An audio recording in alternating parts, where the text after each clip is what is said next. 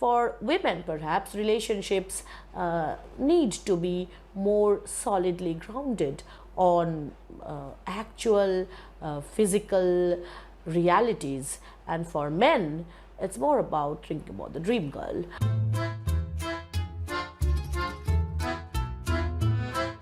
Hello and welcome back to NibblePop. We are doing a thorough textual reading and analysis of William Shakespeare's Twelfth Night. We have already completed 3 acts of this play, and now we have reached the point where Act 4 begins. Unlike the previous acts, in Act 4 we have a far less number of scenes, and after that long concluding scene of Act 3, this episode or this lecture is going to be pretty small in comparison, of course. However, from the point of view of action, there will be a lot of surprises, a lot of drastic things happening, and we will come across a very exciting encounter between Olivia and who she thinks to be Cesario. So stay with me till the end of this scene, because this scene is not only funny and entertaining, but also is the beginning point of the resolution that this play is going to offer us. Okay, so this is Monami Mukherjee and I welcome you once again.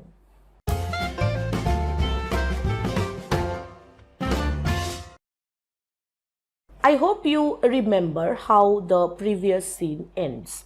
Okay, Antonio gets arrested and Viola is left thinking about the possibility of her brother being alive. This is where the curtain drops and we have the next act. When the curtain rises, we see Sebastian on stage. We as audience understand that this is Sebastian because we have seen both of them. Maybe not together on stage, but we can somehow understand maybe from the voice or maybe from the way they stand. We can understand that this is not Cesario, but for people of Illyria who have seen Cesario only for a short duration, for them Sebastian looks very similar to Cesario and it's easy for them to get confused. So when Sebastian arrives on stage or appears on stage, we as audience identify him as Sebastian, fine. But the other person on stage, that is Feste, who also is there from the very beginning of this scene, he thinks that the person standing in front of him is Cesario, the messenger from the Duke. Why has Feste come? Feste has come to probably, deliver a message from Olivia to Cesario or take Cesario to Olivia. So we don't know exactly right now why Feste has come to meet this person, Cesario. Let's look at their conversation. Will you make me believe that I am not sent for you?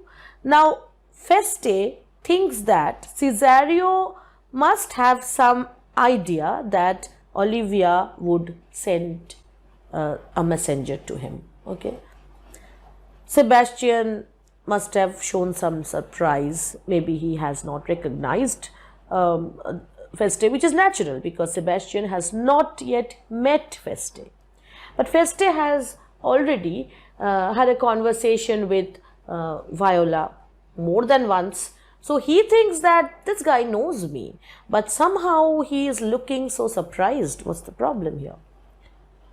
Go to, thou art a foolish fellow. Sebastian can't make sense of it. He thinks that I am new to this place and maybe this person is trying to make a fool of me, and so he is very cautious because Antonio had also warned him about being all alone in a town, so he is being cautious here. He is not trusting anybody in the very beginning. Let me be clear of thee. Well, held out in faith. No, I do not know you. Now the clown is playing with his words. I do not know you, nor I am not sent to you by my lady to bid you come speak with her, nor your name is not Master Cesario, nor this is not my nose neither. Nothing that is so is so. So he is trying to say that since this is my nose, therefore you are Cesario, and therefore I was sent to give you a message that my lady Olivia is expecting you. I prithee, vent thy folly somewhere else. Sebastian is clueless. He is thinking that what is this person talking about? So he's saying that you are being very foolish right now and you should simply go away. I'm not interested in what you're saying. Thou knowest not me. Vent my folly. Now vent means to explode, to give expression to. So clown is very, very angry. Vent my folly. I'm being foolish here. He has heard that word of some great man and now applies it to a fool. Vent my folly.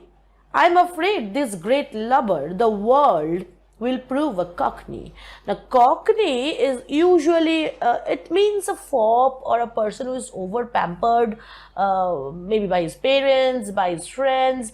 So, Feste is trying to say that this whole world is going to be looking like a fop because he is venting his folly and nothing is making sense here, because this person who clearly is denying any knowledge, any acquaintance with him, there's something wrong with this whole thing. So Feste can understand the main problem here.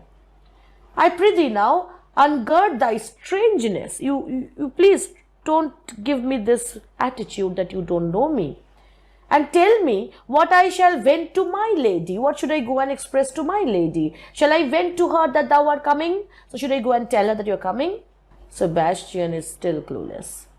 I prithee, foolish Greek, depart from me.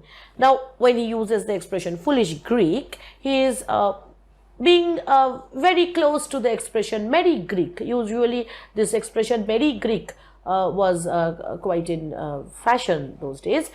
He simply means that this person who's talking to him appears to be very foolish because he is talking all nonsense. And then Sebastian feels that maybe this person actually wants some money. If he gives some money to him, he would go, and he tries to give some money to Feste. There is money for thee, and then he warns him. If you tarry longer, if you stay here any longer, I shall give worse payment. So he is giving money with his hand and probably raising his hand or his fist to mean that if he doesn't go away right now, the next payment is not going to be a nice one. By my troth, thou hast an open hand. Now this might have two meanings. One meaning is you are very generous. Why is Feste saying this? Because this very morning he had got money from Cesario, right? He is getting money again from Sebastian, but he thinks it is from Cesario. So he is thinking that this person, Cesario, is so generous. He has such an open hand that he is paying me twice in the same day. The other meaning is you have an open hand, which literally means that you're going to slap me, hit me. So he looks scared probably. These wise men that give fools money get themselves a good report. So I think you are very wise in giving me money because I'm going to talk good things about you. So I'll give you a good report about you. After 14 years purchase, and then he adds that you have to continuously pay me for 14 years. After that, I might speak good things about you. So this clearly shows that Feste always declares how much he craves money from people all around him. Now, right at this moment, we have Sir Andrew, Toby and Fabian entering the stage. Just like Feste, they also think that this young man standing with Feste is none other than Cesario. In the previous scene, what had happened? The fight was interrupted by Antonio and then the police officers came in. So they could not finish what they started. So they are planning to give some completion to it, and somehow maybe Andrew had got this feeling that I can deal with this person, he doesn't look that challenging, and he has gathered some courage to come back. Now, sir, have I met you again? there is for you. And he doesn't wait for anything because, well, the challenge was already given in the previous scene. So he simply enters the stage and hits Sebastian. But this is not Cesario, this is not a woman. Sebastian is definitely surprised. But instinctively, he, hits back and says, why? There is for thee and there and there. So he beats, with, repeated movements of his hands. And then he feels like this place is totally mad. All the people are mad here. Are all the people mad? Now Toby is taken aback by the whole thing. He was not expecting Cesario to hit back like that. Hold, sir, or I'll throw your dagger over the house. He tries to show some bravery in this whole thing and tries to threaten. Feste notices the whole thing and he feels that he should go back and report the whole thing to Olivia because this has to be stopped. Clearly, there's going to be a lot of commotion. This will I tell my lady straight. I would not be in some of your courts for 2 pence. I'm not going to be here at all. I'm running away. So Feste goes away to report the whole thing to Olivia. Come on, sir, hold. Now Toby is challenging because Toby has this idea that Cesario is a weak person. So he thinks that he can manage or handle Cesario and he challenges. Andrew stops Toby. No, let me handle this. Nay, let him alone. I'll go another way to work with him. I'll have an action of battery against him if there be any law in Illyria, though I struck him first. Yet it's no matter for that. Andrew doesn't want a direct confrontation. He doesn't want to fight because he has already felt the strength of this man. So he's saying that I'm going to go to the authorities and I'm going to complain and I'm going to charge him with lawsuit. And then he says that, okay, I hit him first. So he knows that legally he is in the wrong, but he still doesn't want to fight and wants a way out. Let go thy hand. Sebastian is very angry right now, of course, understandably so. Toby is holding Sebastian's hand because he doesn't want him to hit Andrew anymore. Come, sir, I will not let you go. Come, my young soldier, put up your iron. You are well fleshed. Come on. And so he is holding Sebastian back and he wants Andrew to hit Sebastian.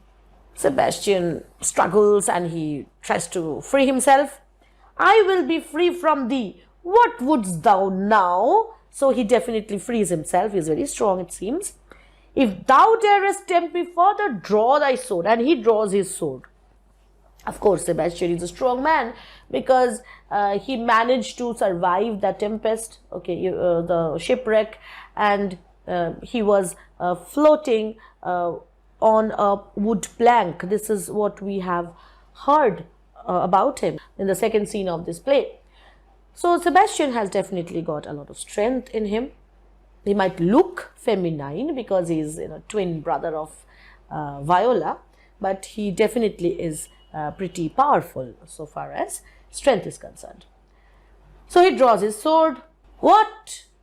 Nay, then I must have an ounce or two of this malapert blood from you. So Toby also decides to draw his sword, and now before things turn really bloody, Olivia enters.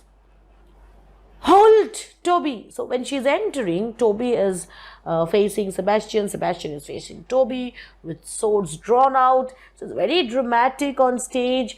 Olivia, think about what's happening inside her mind. She is scared because she thinks that Cesario is in grave danger and therefore she wants to stop Toby. She has no clue that Sebastian is the guy standing there. She thinks it's Cesario. Hold, Toby, on thy life, I charge thee, hold, madam. So Toby has no option but to listen to Olivia because he is dependent on her. So he stops himself. Will it be ever thus, ungracious wretch, fit for the mountains and the barbarous caves? So she's very angry with Toby. You are so ungrateful. You know I like this person. You know that I think about him all the time. and you are being so ungrateful. You should go to the mountains and forests because you are so barbaric, so savage, where manners never were preached. You have no manners? You should go to the forest. Out of my sight. And then she is addressing Sebastian, who she thinks is Cesario. Be not offended, dear Cesario. Don't be gone. So while she is talking in a very soft voice to Cesario, she again hits back at Toby and the people with him and asks them to leave. Of course, they leave. And after they leave, her voice changes. I prithee, gentle friend, let thy fair wisdom, not thy passion, sway in this uncivil and unjust extent against thy peace. Complicated construction of sentence, but we can understand the basic meaning here. She wants Cesario not to express or not to judge things by passion or anger. She wants Cesario to think in a wise way and use his wisdom, because this whole thing that has happened, which has disrupted his peace, this was very uncivil, but he should not be angry about it.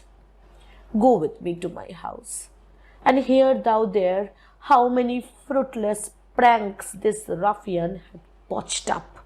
So these people, they go on playing pranks on people. So why don't you come with me to my house and I can tell you the stories about how many pranks Toby and his men have played on people. She's making an excuse to take Cesario to her house, that thou thereby may smile at this. So when I'll tell you those stories, you will actually smile about it. It's funny, you know. So please don't be angry. This is her basic statement here. And then she's insisting, thou shalt not choose but go. So you don't have any choice, you know. You have to go with me. Do not deny. Beshrew his soul for me. So curse his soul. So she dismisses Toby, you know. Okay, you can curse him, beshrew him. He started one poor heart of mine in thee. Oh God, Toby has surprise shocked somebody, or rather somebody's heart, and that heart belongs to me. So it's as if Toby has done something wrong against me. Over dramatic, isn't it? Well, Olivia is dramatic when she's with Cesario, isn't she? Sebastian, who was complaining about people being mad, does not complain so much now. He knows that this woman is also not being quite sensible, because she's talking, what is she talking about? But he's not complaining anymore. Look at what he says. What relish is in this? How runs the stream? Like, what's happening? Or I am mad, or else this is a dream. So now he's thinking, maybe if so many people around him appear to be mad, maybe the problem is with him, or maybe it's all a dream. Let fancy still my sense in Lethe steep. Now Lethe is that river of forgetfulness. You know, you after you die, you go to heaven or hell or whatever, the other world. Before that, you are kind of dumped into this river, this Lethe river, which takes away all your memories. So Sebastian feels that he is in that state of forgetfulness. He doesn't know where he is. It's all so unbelievable to him, and he wants this to continue, because he has really started liking this woman speaking in such soft voice to him. If it be thus to dream, still let me sleep. Okay, so if this is a dream, I really don't want to wake up. Nay, come, I prithee. So Olivia, well, she clearly sees that this person who had not shown any interest in me so far is suddenly looking at me with a lot of interest, with dreamy eyes, and she is really excited right now, and she insists, nay, come, I prithee. Would thou be ruled by me? Should I just drag you, ruled by me? Madam, I will. So when she's asking the question in a rhetorical way that, would you want me to rule you, to command you to go? And then Sebastian says, I would rather want you to rule me. And this is a very romantic conversation beginning here. We don't know what's going to happen next, do we? Olivia is so relieved. Oh, say so and so be. So she really, really was waiting for this moment when there would be a positive reaction from Cesario. The only problem is, this is not Cesario. Now, this brings us to a lot of interesting observations or questions. What is love? What do you fall in love with? You fall in love with a face, you fall in love with a person, you fall in love with a position, your own situation makes you do things. Now, think about Olivia. Who has she fallen in love with? For her, the person who was speaking to her all this while is the same person who is standing in the first scene of Act 4 in front of her. She cannot see that this is a different person. And her attitude does not change. So what? Physical appearance? Is that the source of love? Shakespeare gives us these glimpses into various kinds of love. So Twelfth Night is not just a love story or love stories where love is defined as any singular thing. Love can be so many different things for so many different people.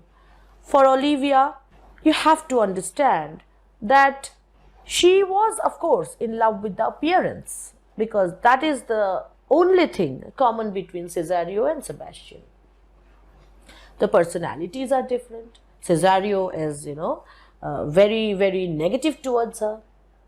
And we were thinking back then that maybe she likes that in him. Right? When somebody resists a lot, that increases the charm. So we were thinking that maybe she is falling in love with Cesario because Cesario has that attitude of anger and rudeness. So maybe Olivia likes that rudeness in him. But Sebastian is pretty courteous towards her. So that factor is not holding here too. So yes, she must have liked the appearance. But more than that, maybe it is what Cesario represents that finally matters to her. Cesario is not the Duke. Cesario offers her a position of equality, a position where she can share her thoughts, and the relationship is based on a mutual respect and mutual understanding, which is also more sustainable because they belong to the same age group. So all these factors come into play when it comes to Olivia, because later on when we will think about questions like, whom did Olivia love? If she loved Cesario, how can she be happy with Sebastian? Then we have to remember that more than Cesario, more than Sebastian, Olivia loved the idea of being with a person who was young, who would not overpower her, dominate her, and share a kind of equal stand. So this transition from Cesario to Sebastian appears very seamless. There is no rough transition moments here. It doesn't really matter where finally we will see how she takes this news that she had fallen in love with one person, a woman, and now, well, she is with a man who looks like that person. Now, thinking about Sebastian, I'm having this feeling that, look at the way in which Shakespeare is presenting his male lovers or male figures, Orsino, totally deluded. Sebastian, who is not at all worried that he is facing this weird woman who clearly is in love with him without any reason. So are men presented in a shallow way, far shallower than women? Because where for women, love is more like an avenue for empowering themselves, or having a substantial hold on this world. For men, it is more like a distraction. So this is what Shakespeare is showing, that for Orsino, Olivia is a distraction. For Sebastian, well, this is a happy distraction. He doesn't mind. He calls it a dream. It's not real life. And he doesn't want to wake from it. That's a different thing. But it's as if their lives don't depend on it. It's like an idle pastime. Priorities. It's all about priorities. And of course, that also points at this social milieu in which Shakespeare was writing, which to a large extent exists even today. That for women, perhaps, relationships need to be more solidly grounded on actual physical realities. And for men, it's more about thinking about the dream girl. All right, so we come to the end of this hilarious scene where a lot of confusion for the characters increase, but for the audience, we realize that this is going to be the mode of resolution.